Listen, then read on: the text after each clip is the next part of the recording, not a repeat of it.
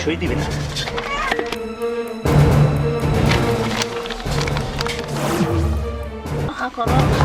আব্বা তোমার হাতটা দেখি, হাতটা দেখি, দাও তো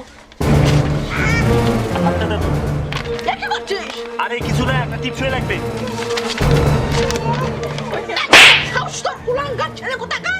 তোর জন্মদাতা পিতা আজ মৃত্যু সজ্জায়, আর আজ তুই তার সম্পত্তি লেখা নেওয়ার জন্য হারামজাদা কোথাকার কুলাঙ্গার সন্তান তুই। এইরকম সন্তান যেন কারো কোনো মায়ের গর্ভে যেন জন্ম না নেয়।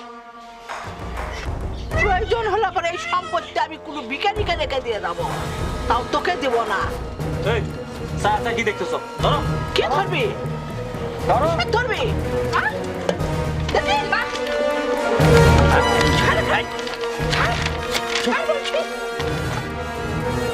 ছাড়। ছাড়। সই দিবি না।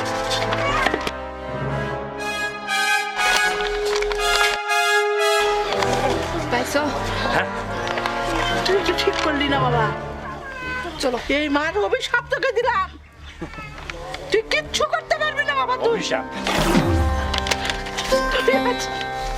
তোর বাবাটা আজ অসুস্থ অবস্থা, তুই আজ যে কাজটা করলি বাবা, তুই কিচ্ছু করতে পারবি। তোকে অভিশাপ দিলাম আমি। দাও। ধ্বংস হয়ে যাবে তুই, অভিশাপ? ধ্বংস হয়ে যাবে। হ্যাঁ হ্যাঁ, তুমি অভিশাপ দাও, আমি যাই। চলো। অভিশাপ দাও।